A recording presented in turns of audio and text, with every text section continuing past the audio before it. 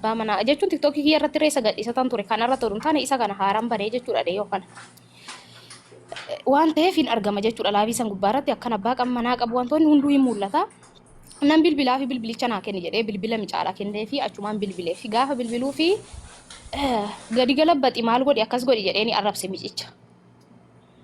Gaafa inni arrabsuu micichis deebisee arrabsee suuraa kiyyan daamina profaayilii irra galfatee hin da'u jedhee jechuun jechoota baay'ee walitti dubbatanii jechuudha micaa wajjin.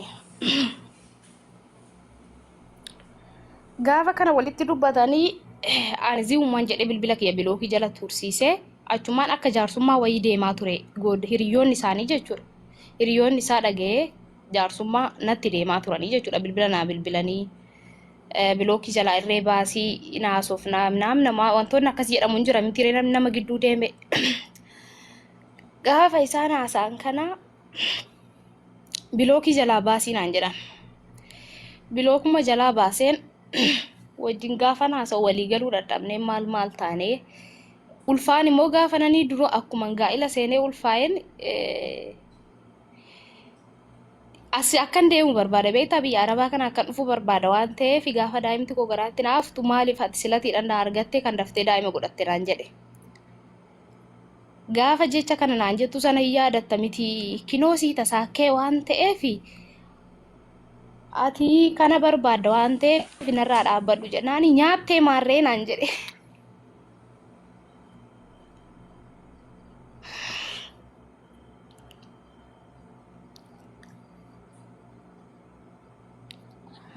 Mara keessaa bahe waraana.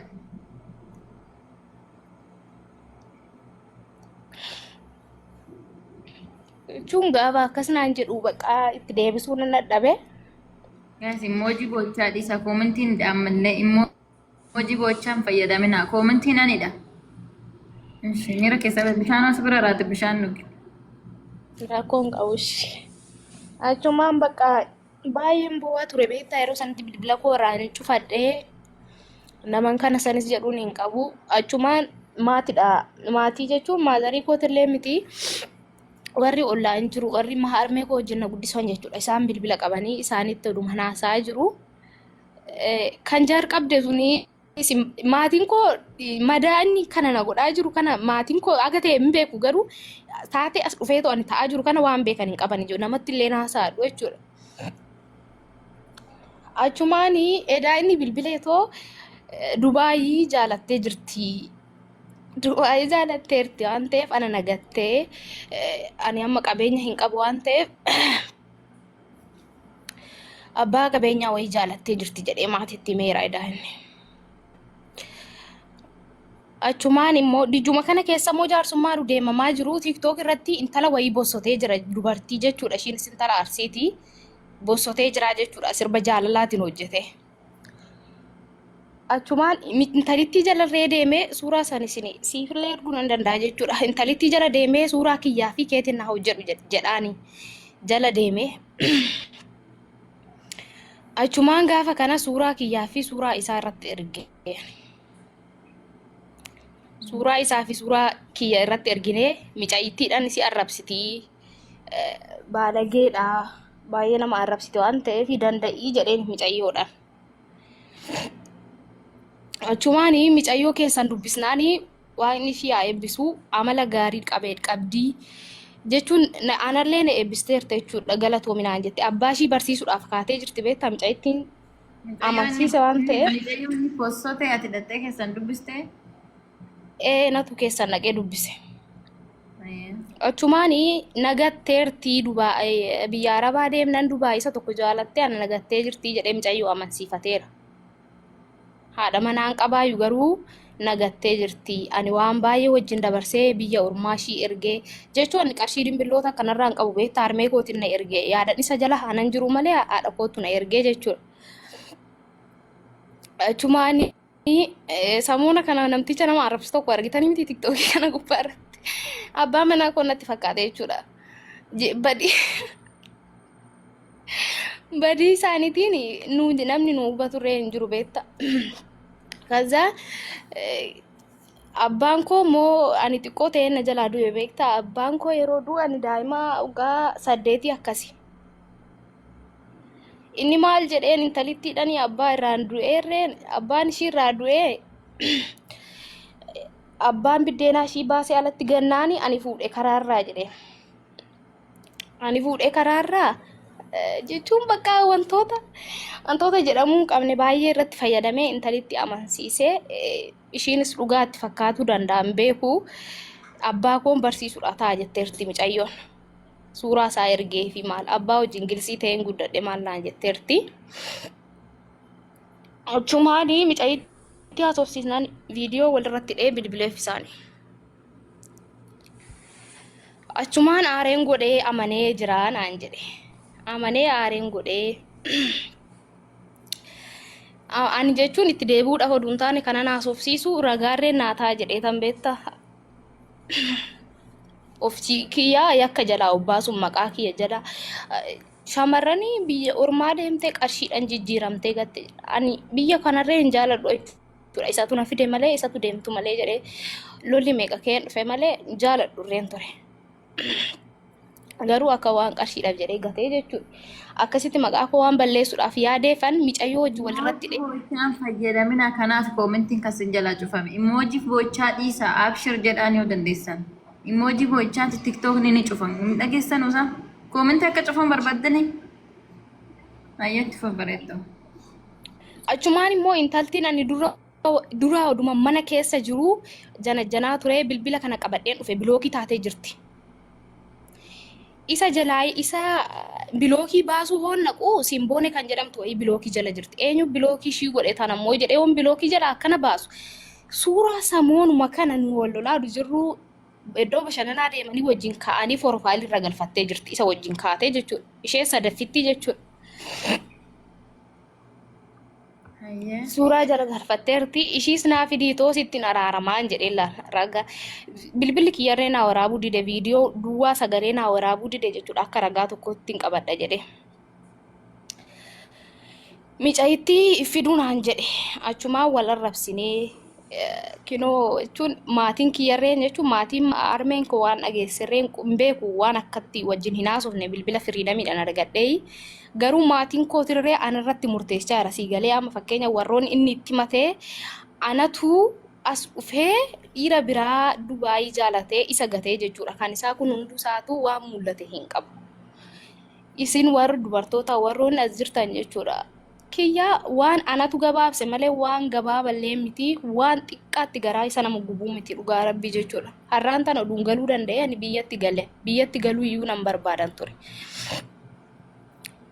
Garuu kana hundaa anatoof godhe siigalee anatoof godhe wasiin jedhu gaafa hiriyummaadhaan walii hin taane alatti dhiisuu hin dandeecha isa tokkoffaa. Lammaffaa irratti immoo gaa'ila keessa seente. Macarrashaa maal taatan irraa? Akkanumatti jirra wanti beekame tokko hin jiru. Akkanumatti jechuudha dhaabbatee jira. Amma daa'ima irraa hin qabdu miti amma daa'imni I think biraan jirtu. Hin qabu ishee tokko agama waliin hin jiraanne koonaneeru. Gaafumee daa'imni ishee maal ta'e jalaa boqote. Inni dhukkubsatti. Eshi amma fakkeenya ati amma isa wajjin kan ati jiraattu karoorri kee gara fuulduraa yaadni kee gara fuulduraa isa wajjin jiraachuudha ammallee. Isa wajjin jiraachuu miti ani karaa tolu natti dhufuu baate natti tola. Inni kana isa wajjin akkana hunda sirratti godhee durumayyuu namni fuudhee hari'ee tokko erga ati waxxaatedha maal gochuutti heerumte jalqaba nama fuudhee gaariyetti. Jechuun jaalalaa wajjin turre jedhi. Jaalalaa waliin turre gaa'ila na gaafate gaafa gaa'ila na gaafatu warra koo naa beeksisiin jedheen. Otuma jaalallee otuma haadha manaa qabu si gaafate jaalala? No haadha manaa hin qabu. Eshi. Achuma ammaatii kiyya naa beeksisi jennaani maatiin koo fagoodha waan ta'eef gaafa na wajjin galte jaarsummaa naa deemuu danda'an garuu yoo waraqaa naa ergi jedhee akkuma ijoolleen biraa fudhattee galtuutti maaliif fudhattee hin galle jedhaa naan jedhe.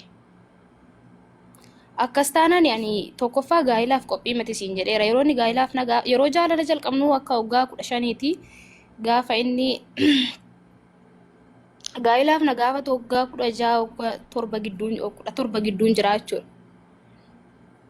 Achumaani ta'uu jedheeni achumaan inni bakka murteedhuma jechuun na daggamee na gaafatee jira ta'u jennaan intalitti isa fuudhe. Fuudhee ji'a jaatu walii kan balaa keetiifin aariidhaan itti seenee maal jechuun wantoonni akkasii sun waan dabarsinerreen hin qabnu jechuudha. Ofii kiyyaan of galaafadhe malee. Akka naa galatti otoo si wajjin jiru jaalalaan ati gaa'ela jennaan nama biraa fuudhe jidduudha. Waggaa kana ati teessituma isa eegdaa ammas deebi'ee aari keetifanneetii fuudhee siin jedhee sitti as deebi'ee si sosobuu jira. Ayyee. Achumaan itti deebi'ee kanan ani jedheessan maatii koo naa beeksisi kanan jedheessan deebisee akkuma hireetitti maatii naa beeksisee. Dura maatii amma maatii naa beeksise maa jettaan ati hoo erganiitii fuudhetti khalaas deemeera amma isa wayi. Duruma gadhiisuu eegiin jettuun ture nama jaalattu waan taate. Na eeguun jettuun turte. Na eegi. Jedheen hin jira ofii itti badee. Ayyee. Achumaan ji'a jaatti keentalitti. Ji'a jaatti kee natti deebi'e. Ati mamma warra kiyya beeksisettee. Durumaayyuun jedheen malee durumaayyuu jedheen hin koo balaa kanaatitti kan. Amma asirratti dhiifama naa godhisi inni amma baata qoyyee si godhe jechuun baata qoyyeen beektaa. Namni. Keessaa isa eeguun qabdu turte dhiifama naa godhe. Aganni niiti fuudhee ji'a tidaarii keessa jiru ati maal eegdu? Ati maal nama biraan jaalatin? Jaalanne kaa nama bira. Eeshi amma macarrashaa maal taatanire? Walumaan jirti. Aara waliin hin jirru dhaabne bakka akkanatti dhaabbateera. Okay. Fitteertaa waan yaada dhaamsu yaada nuu dabarsitu qabaatti keessattuu shamara mana harabaati. Jechuun isa tokkoffaa qarshii keessan ittiin erginaan irreen qarshii hin nyaatamne jedhe. Qarshii keessan ittiin erginaa. Inna qoraa dhugaa rabbii wal qoraa jechuun dubartiis ta'e dhiiras ta'e wal ilaalaa bakka azim jettanii wal jaalachuu oduun taane nan du'aadhaan oduun taane akka ati jette sanitti si jiraachuu qaba namni tokko ofin ajjeesa gaafaas si dhabee jechuurraa namni nama jaalatu tokko siif wantoota hunda ta'es wajjin jiraachuudha malee ofin ajjeesa jedhee yeroo keessa yaalaa guumiti yoo ati hin taaneef si gatee kara biraa deemuu qabaa jechuudha. Yoo ati taateef immoo sitti gorees wajjin jiraate waan ati barbaaddu san innillee barbaaddu san gootaaf malee ofin ajjeesa jedhee si arrabsaa seenaa sobaa fuudhee isa dubartii biraatti amansiisaa warra keetirratti si xureessaa jechuun amma maqaa kootitu bade malee maqaan isaa waan bade hin qabu jechuudha. Kiyyatu badaa jira malee. Kanaaf irraa of qusadhaa. Namarraa of qusadhaa nama gargar baasa.